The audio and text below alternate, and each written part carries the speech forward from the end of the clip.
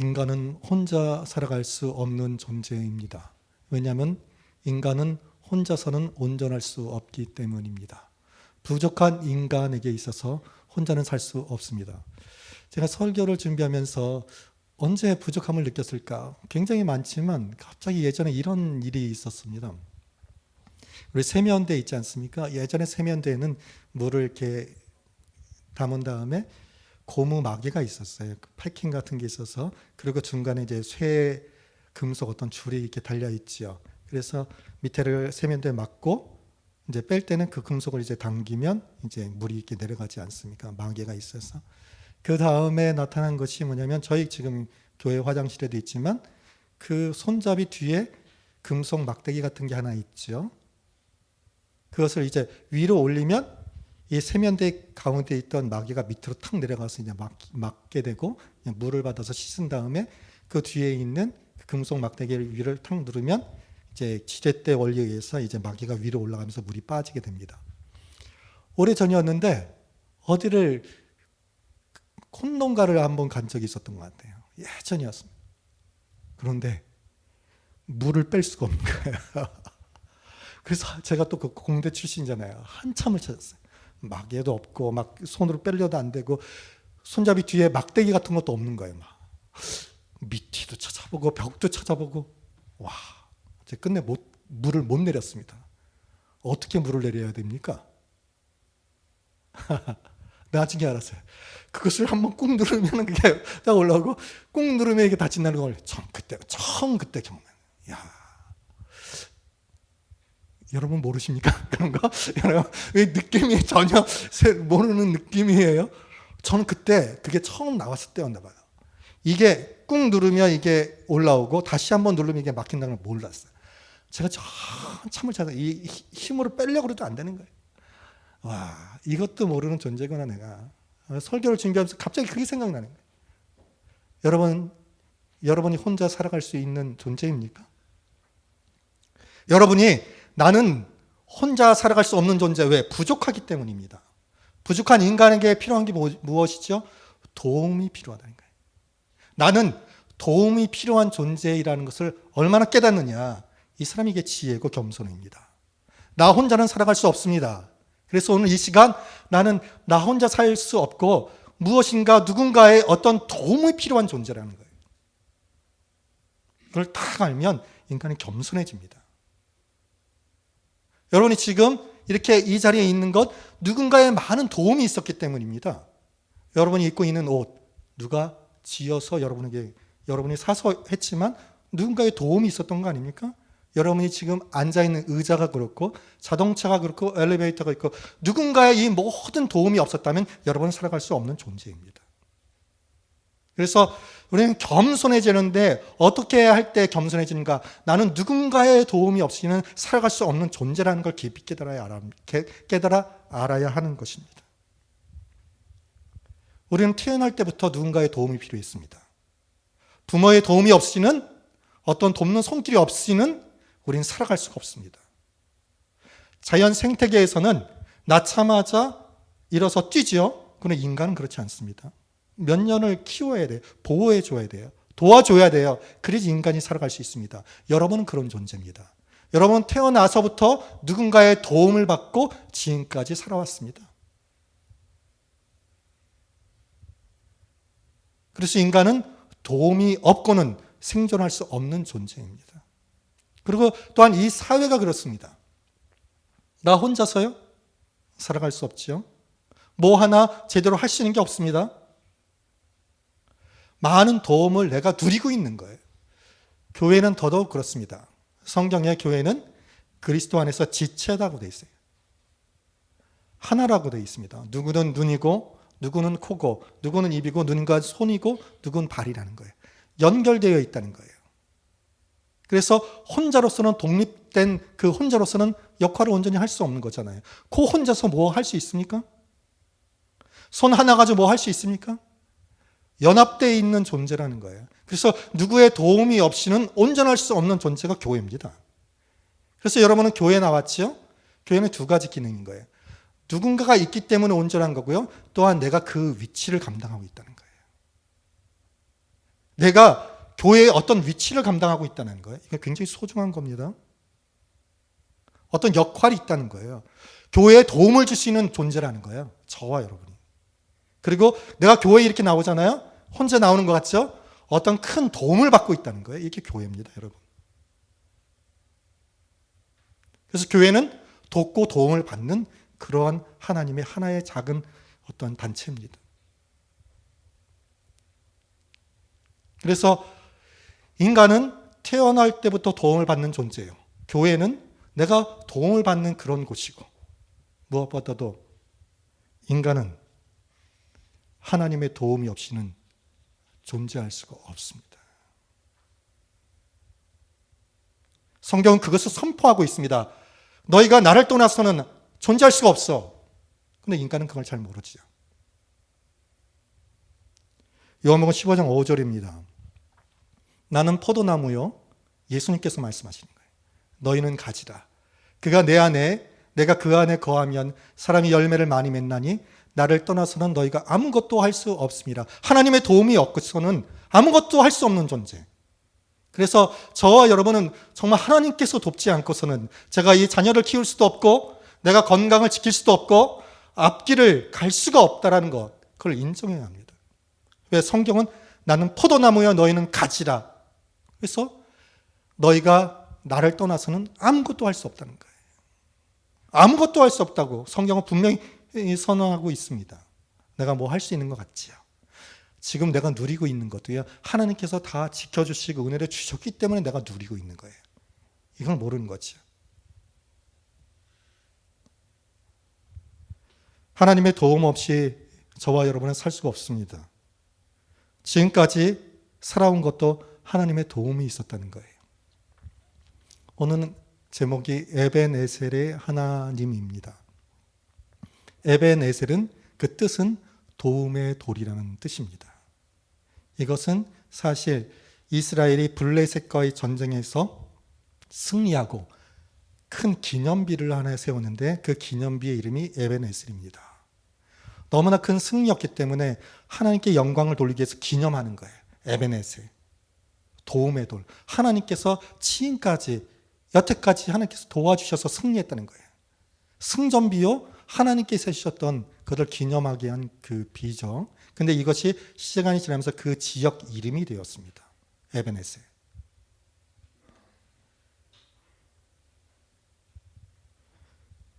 에벤에셀의 하나님.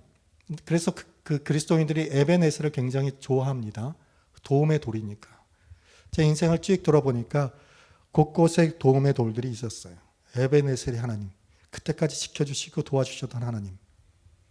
그래서 제가 오늘 설교를 준비하면서 여러분에게 꼭 있었으면 좋은 게 뭐냐면 내 곳곳에 내 자녀에게 에벤에셀의 하나님의 그 기념비가 딱 세워졌으면 내 이 자녀는 하나님께서 도우신 거야.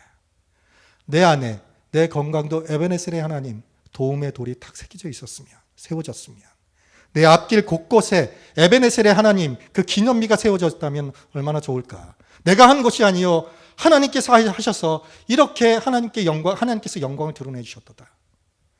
에벤에셀은 하나님께 영광 돌리는 기념비거든요. 내가 한 게 아니거든요. 그것이 곳곳에 세워졌으면 좋겠다.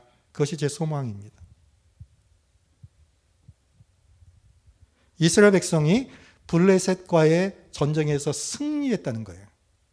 그런데 이 전쟁을 이기기는 사실 불가능한 거였습니다. 블레셋 사람들도 알았고 이스라엘 사람도 알았습니다. 블레셋과의 전쟁에서 이스라엘 백성이 승리한다는 것은 불가능이었다는 거예요. 왜냐? 첫째로 이전 전투에서 이스라엘은 크게 블레셋에게 패배했기 때문입니다. 바로 전투에서 얼마나 패배했느냐? 이스라엘 백성이 총역전을 했어요. 블레셋과 싸웠는데 이스라엘이 그렇게 소중하게 생각하는 언약궤까지 빼앗겨 버렸습니다. 그리고 그 전투에서 제사장들이 다 죽었어요. 다 죽은 거예요. 완패를 해버렸습니다. 그러니까 바로 이전과의 전투에서도 완전히 패했습니다. 블레셋과의 전쟁에서. 그리고 두 번째로 더 나아진 게 없어 보여요. 이것을 서로 알고 있었습니다. 지금 블레셋이 공격을 해오는 거예요. 여러분, 전쟁을 하는데, 나라와 나라가 전쟁하는데 그냥 쉽게 전쟁합니까? 어떤 전략을 짜는 사람이 있을 거 아니에요. 블레셋 자신들의 군사력, 그리고 이스라엘 나라의 군사력 비교할 거 아니겠습니까? 그래서 공격을 한다는 것은 우리가 공격을 하면 이길 수 있다는 확신이 들 때 공격하는 거 아니겠습니까? 그러니까 최소한 전투적으로 볼 때 최소한 1.5배의 전투력의 어떤 우위가 있는 거예요. 싸워서 이길 수 있다고. 왜냐하면 방어하는 것이 더욱더 좋기 때문입니다. 그러니까 최소한, 제가 볼 땐 최소한이에요. 1.5배 이상의 전투력이 있어야 되는 거예요. 그래서 블레셋 사람들이 생각할 때에 지금 나가서 싸우면 우리가 이긴다라는 어떤 생각이 있는 거예요. 공격해 왔습니다. 그리고 이스라엘 백성들도 그렇게 생각했습니다. 아, 질 거야. 7절에 나와 있습니다. 이스라엘 자손이 미스바에 모였다 함을 블레셋 사람들이 듣고 그들의 방백들이 이스라엘을 치러 올라온지라. 이스라엘 자손이 듣고 블레셋 사람을 두려워하여. 두렵습니다. 왜냐니까 우리를 보고 블레셋 사람들 보니까 우리가 안 될 것 같아. 여러분, 안 될 것 같으니까 두려운 거죠. 죽을 것 같은 거예요. 우리가 이길 것 같으면 왜 두려워합니까? 이스라엘 백성 가운데 두려움이 쫙 깔렸습니다. 그러면 이건 싸우면 하나마나 아닙니까? 기선제압당한 거예요. 전쟁에서 두려워하고 있는데 어찌 이길 수 있습니까? 지금 이스라엘 백성은 아는 거예요. 우리가 질 것을. 그런데 이런 전쟁에서 이스라엘이 이겼다는 거예요. 승리했습니다. 왜 그렇습니까? 이스라엘 백성은 그들을 이길 수 없지만 승리할 수 있었던 이유는 또 딱 하나입니다. 하나님께서 도와주셨기 때문입니다. 하나님의 도움이 있었기 때문입니다. 저와 여러분의 자녀를 보고 내 인생을 보고 내 환경을 보고 내 건강을 볼 때 불가능해. 안 될 것 같아요. 그러나 그곳에 하나님의 도움이 있으면 승리하게 되는 거예요. 그곳에 승전비를 세울 수 있는 하나님의 영광이 나타나는 거예요. 지금 오늘 본문이 그것을 말씀하고 있지 않습니까? 블레셋과의 전투에서 이길 수 없는 전투이지만 능력의 하나님, 전능의 하나님께서 도와주시니까 승리할 수 있다는 거예요. 우리가 승리할 수 있는 이유는 딱 하나입니다. 하나님께서 도와주시면 되는 거예요. 하나님께서 내 자녀를 도와주시고 내 인생을 도와주시고 내 환경 가운데 도와주시면 되는 거예요. 그러면 이스라엘 백성이 이렇게 하나님의 도우심을 경험했습니다. 그런데 그 이전에 이스라엘과 블레셋과의 싸움에서 하나님께서 도와주시지 않았다는 거예요. 하나님께서 도와주시지 않았으니까 언약궤도 빼앗기고 제사장까지 죽고 완패를 했는데 왜 지금은 하나님께서 도와주셔서 이스라엘이 이겼냐는 거예요.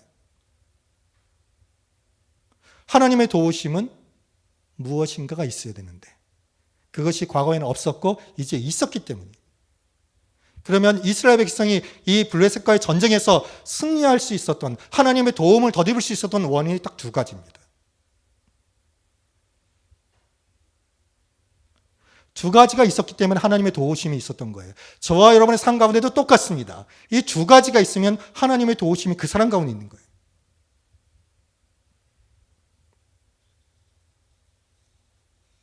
첫째, 하나님의 도우심이 있었던 건 이스라엘 백성이 온전히 겸손해져서 하나님을 의지하고 자신의 죄를 회개했다는 거예요. 또 간단하게 말하면 그들이 하나님께 나와 회개했기 때문이에요. 회개는 아무나 하는 것이 아닙니다. 4절에 보면 이에 이스라엘 자손이 바알들과 아스타롯을 제거하고 여호와만 섬기니라. 하나님께로 딱 돌아온 거예요. 회개라는 것은 턴백하는 겁니다. 돌아오는 거예요. 그래서 이 당시에 이스라엘 백성은 양다리를 걸쳤다고요. 바알 신도 섬기고 아스타롯도 섬기고 하나님도 섬기고 우상도 섬기고. 그런데 이것을 딱 버리고 하나님께로 나아간 거예요. 하나님만 섬기는 거예요. 자신들이 우상을 섬겼던 그 죄를 회개하고 하나님께로 나아갔던 거예요. 이게 있었습니다. 이게. 그리고 이렇게 하나님께 나아갈 수 있었던 것은 그 마음이 겸손했기 때문이에요. 겸손함은 나타나는 현상이 하나님의 말씀이 들립니다. 3절에 보면 사무엘이 이스라엘 온 족속에게 말하여 이르되 만일 너희가 전심으로 여호와께 돌아오려거든 이방 신들과 아스다롯을 너희 중에서 제거하고 너희 마음을 여호와께로 향하여 그만을 섬기라. 그리하면 너희를 블레셋 사람의 손에서 건져내시리라. 이런 사무엘 선지자의 하나님의 말씀이 들린 거예요. 여러분이 하나님의 도움이 있기를 원한다면 하나님의 말씀이 들려야 되는 거예요. 지금 이스라엘 백성이 하나님의 말씀을 듣습니다. 이게 들리고 이 말씀대로 그들이 순종하는 거예요. 그래서 회개하는 거예요. 예배 가운데 하나님의 말씀이 들린다는 것은 하나님의 도우심이 그 말씀을 통해서 온다는 거예요. 근데 예배 가운데 하나님의 말씀이 들리지가 않아. 그러면 아직 아닌 거예요. 이스라엘 백성은 하나님의 말씀이 들리는 거예요. 그리고 회개합니다. 하나님께 나아가지요. 어긋난 것들을 회개합니다. 6절입니다. 그들이 미스바에 모여 물을 기르어 여호와 앞에 붓고 그날 종일 금식하고 거기에서 이르되 우리가 여호와께 범죄하였나이다 하고 지금 죄를 하나님께 고백하고 회개하는 거예요. 이게 있었기 때문에 하나님의 도우심이 이스라엘 백성에 있었고 이 전투에서 승리할 수 있었던 것입니다. 이스라엘 백성이 전투력으로는 형편이 없지만 하나님께로 나아 회개했다는 거예요. 자신의 죄를 고백했다는 거예요. 돌이켰다는 거예요. 그래서 하나님의 도우심은 회개를 통해서 옵니다. 다시 한번요. 하나님의 도우심은 회개를 통해서 옵니다. 요나가 그렇죠. 요나가 하나님의 말씀을 불순종합니다. 니느웨로 가랬는데 반대 다시스로 가는 거예요. 하나님의 말씀에 불순종하잖아요. 그때 하나님께서 큰 물고기를 예비하셨죠. 삼켜버립니다. 밤낮 3일 동안에 이 요나는 굉장히 고통스럽습니다. 고통 가운데 겸손해지고 그가 회개하지요. 잘못했습니다. 그리고 감사합니다. 그때 요나가 깊이 회개했을 때에 하나님께서 도우시죠. 큰 물고기에 말하는 거예요. 그래서 뭇에서 그 요나를 토해내지 않습니까? 하나님의 도우심은 회개를 통해서 옵니다. 이건 불변의 법칙이에요. 그래서 내가 지금 하나님의 도우심이 필요하다면 내가 회개할 것이 무엇인가, 하나님 말씀대로 살지 못했던 것이 무엇인가를 깨달아 알아야 됩니다. 그것을 바꿔야 됩니다. 그러면 하나님께서 회복이 있고 승리가 있고 하나님의 도우심이 역사하는 거예요. 하나님의 능력이 손이 역사해 주시는 거예요. 그래서 역전을 이루시는 거예요. 오늘 그것을 보고 있지 않습니까? 그리고 오늘 본문에서 하나님의 도우심을 얻게 되는 두 번째 요인이 있습니다. 그건 뭐냐면 하나님께 나와 기도했다는 거예요. 8절입니다. 이스라엘 자손이 사무엘에게 이르되 당신은 우리를 위하여 우리의 하나님 여호와께 쉬지 말고 부르짖어. 지금 어떤 상황이죠? 지금 블레셋 사람들이 지금 공격해 오고 있는 상황이에요. 다 죽게 되는 상황이에요. 그러나 이스라엘 백성이 한 건 뭐죠? 기도였다는 거예요. 그럼 말이 안 돼요. 아니 지금 전투가 바로 앞인데 지금 가장 우선이 뭐예요? 기도했다는 거예요. 기도. 그래서 이스라엘 백성이 지금 사무엘에게 당신은 우리를 위해서 기도해 주십시오. 그래 그들도 기도하는 거예요. 우리를 위하여 우리 하나님 여호와께 쉬지 말고 부르짖어 우리를 블레셋 사람들의 손에서 구원하시게 하소서 하니 다 이렇게 된 거예요. 가장 먼저 했던 것이 이런 위기의 순간에 전쟁의 순간에 가장 먼저 했던 게 기도였다는 거예요. 기도. 다른 거 하지 말라는 것이 아닙니다. 세상적으로 준비해야 할 것들 여러 가지 해야 될 것 당연히 해야죠. 그러나 가장 우선순위가 무엇이냐? 기도였다는 거예요. 기도. 이렇게 기도했을 때 하나님의 도우심이 있었다는 것입니다.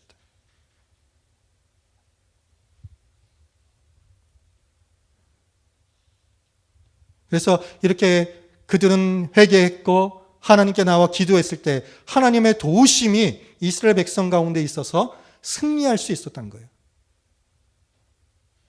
그러면 이렇게 하나님의 도우심은 어떤 방법으로 이루어졌는가? 기기묘합니다. 제가 생각할 때 하나님의 능력은 참 인간이 이해할 수 없습니다. 자연계도 마찬가지. 저는 이게 지금 여러분이 꽃이 있지 않습니까? 이게 신비디움이라는 서양 난입니다. 저는 이거 볼 때마다 참 신비롭다 하나님은. 왜냐하면 이 꽃이 굉장히 잘 피지 않았습니까? 이 꽃은 겨울에만 핍니다. 추울 때만 꽃 핍니다. 딱 추위가 끝나는 4월부터는 딱 없습니다. 신기하잖아요. 어찌 왜 이 꽃이 추울 때만 피냐 이거예요. 추울 때부터 피기 시작해서 딱 추위가 끝나면 그냥 없어져요. 참 이 꽃을 볼 때마다 신비롭다. 하나님은 참 신비롭게 우리 삶 가운데 역사하십니다. 오늘 본문에 어떻게 신비롭게 역사해 주셨느냐? 10절에 나와입니다. 이걸 통해서 큰 승리를 주시는데 사무엘이 번제를 드릴 때에 블레셋 사람이 이스라엘과 싸우려고 가까이 오매, 지금 블레셋 사람들 공격을 하는 겁니다. 싸우고 있습니다. 그런데 사무엘은 번제를 드리고 있지요. 그날에 여호와께서 블레셋 사람에게 큰 우레를 발하여 그들을 어지럽게 하시니 그들이 이스라엘 앞에 패한지라. 이게 공동 번역에서는 이렇게 번역했습니다. 뭐냐면 그러나 그날 야훼께서 블레셋 군 머리 위에서 천둥을 크게 울리시자 그들은 혼비백산하여 이스라엘에게 쫓겨 도망쳤다. 이렇게 번역했습니다. 이 우레라는 게 큰 천둥이에요. 그런데 이 천둥이 누구에게 있었느냐? 블레셋 사람들의 그 위에서 그냥 천둥이 친 거예요. 여러분 한번 생각해 봅니다. 이게 블레셋 군과 이스라엘이 지금 멀리 떨어져 있는 게 아니에요. 몇 킬로 떨어져 있는 게 아니에요. 지금 바로 싸움 붙기 바로 앞에 있는 거예요. 그런데 하나님께서 블레셋 군에만 큰 천둥을 주셨다는 거예요. 그러니까 제가 상상할 때 이 천둥은 이 어떤 자연계의 천둥이 아니에요. 쾅 하는데 엄청난 두려움을 주는 그런 소리였어요. 그래서 이 블레셋 군사들이 싸움을 하러 갈 수 없는 그런 상태가 되는 거예요. 큰 엄청난 두려움으로 도망가는 거예요. 혼비백산돼 있는 거예요. 그래서 이스라엘 군사가 가서 그냥 죽인 거예요. 그런데 하나님의 도우심이 기기묘한 게 선이 딱 있었다는 거예요. 선이. 블레셋 군에게는 엄청난 소리가 들리는 거고 이게 멀리 떨어져 있는 게 아니었거든요. 이스라엘 군에게 그렇지 않은 거예요. 그냥 보통의 천둥 소리가 들렸겠죠. 이렇게 하나님의 도우심은 선이 분명하다는 거예요. 그래서 저와 여러분이 하나님께 도움을 얻고자 할 때에 분명한 선이 있다는 거예요. 하나님의 원리에 합한 그 선에 들어가면 하나님의 도우심이 있는 거예요. 그래서 이 블레셋 군사들은 하나님께서 엄청난 천둥 소리 한번 탁 내시니까 싸워볼 것도 없었던 거예요. 싸움도 제대로 못하는 거예요. 하나님의 도우심이 이렇게 확실합니다. 뭐 싸워볼 것도 없는 거예요. 그래서 전세가 역선되었고 이스라엘이 승리하게 됐고 이것이 워낙 대승이었기 때문에 그 이후로는 감히 블레셋이 이스라엘을 공격할 엄두도 내지 못합니다. 완전한 승리를 이루게 되죠. 그래서 이스라엘이 이 큰 승리가 너무나 감사하기 때문에 하나님의 역사였기 때문에 기념비를 세우는데 이것이 뭐냐? 도움의 돌, 에벤에셀이었던 거예요. 하나님이 돕지 않고서는 이 승리가 없었습니다라는 하나님께 영광을 돌리는 기념비였다는 거예요.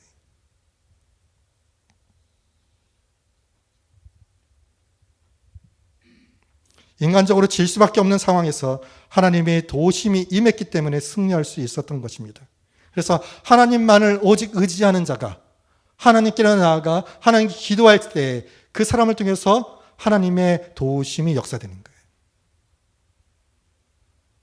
저와 여러분은 정말 도움이 필요하지 않습니까? 정말 절실한 존재가 아닙니까? 하나님의 도우심은 이 원리를 통해서 온다는 것을 저와 여러분들은 기억해야 할 것입니다. 이렇게 분명한 하나님의 도우심을 경험한 이스라엘 백성들은 하나님께 영광을 돌리지 않을 수가 없었던 것입니다. 저와 여러분, 과거를 한번 뒤돌아보면 정말 하나님의 은혜로 살아온 거 아닙니까? 목숨, 제가 볼 때 운전도 저도 좀 했거든요. 정말 조금만 잘못했으면 크게 죽을 수 있는 상황. 하나님이 돕지 않고서는 이렇게 눈이 정상일 수 없는 상황. 여러 가지 상황이 있지 않습니까? 그래서 하나님께서 도와주셔서 그래도 이 정도까지 된 거 아닙니까?